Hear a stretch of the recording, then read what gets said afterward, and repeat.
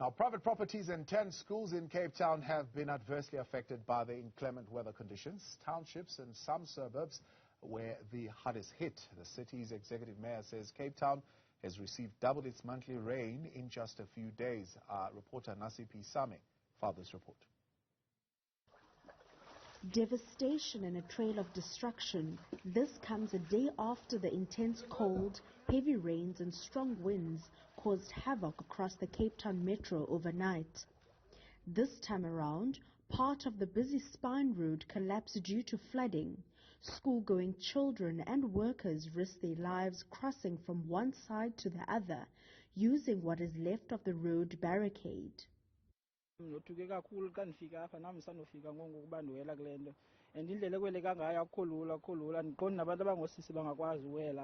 Kugcwele amanzi kanje nasemsebenzini asikwazanga usebenza then kuthiwa for imini yonke namhlanje bazozama umpompa amanzi ndibuyela endlini ngosinsi sithi ndisuka emsebenzini then andinayo indlela yowela so mnansi indlela emfutshane endiyibona ndihamba kuyo ezibani sitsho kuyo nami ndiyothiwa ngose ndilapha ndibondokhiya nawe ubuyamva ndibheke efambeni ndiyabona nabantu bawela ngentsimbi nami ndiwele kule ntsimbi ndibheke efambeni.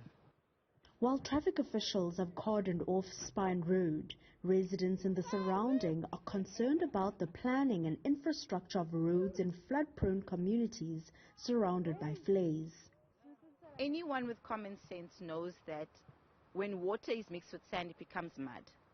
So obviously, if you know the ecosystem of the area as an engineer or as a city planner, knowing that there's a river here that can potentially get flooded, that's very close to the height of the road, you would know that there's potential for this road to get flooded away. So then, what do you tell yourself? Let's build a tar road over sand? It makes absolutely no sense to me. Is it because we're further away from the city that our lives don't matter?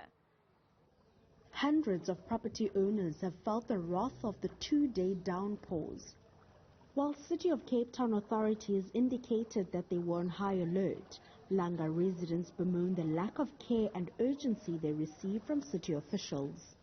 What is happening here, it could have been avoided if when we report, when we say that there is a problem, a call is made, that there is a response from the City of Cape Town to come and look. They must take care of the maintenance of the drains, because the problem here are the drains that are blocked. So they know this is going to happen. Why they are only acting only when there is a rain, instead of acting before the rainy season comes? It could have been avoided. Mop-up operations are continuing in affected communities. We are pumping water out using these pumps that you see behind me.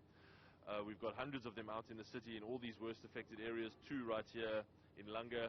There are some places where people have actually settled in stormwater ponds. Those are designed to collect stormwater. We're obviously not pumping out, so we've warned those ahead of time that they need to move out of those ponds, and so that's really tough. But everywhere else we're working. As the rain subsides, the Weather Service says heavy rains can be expected at the weekend. For Newzroom Afrika on Channel 405, I am Nasiphi Same in Cape Town.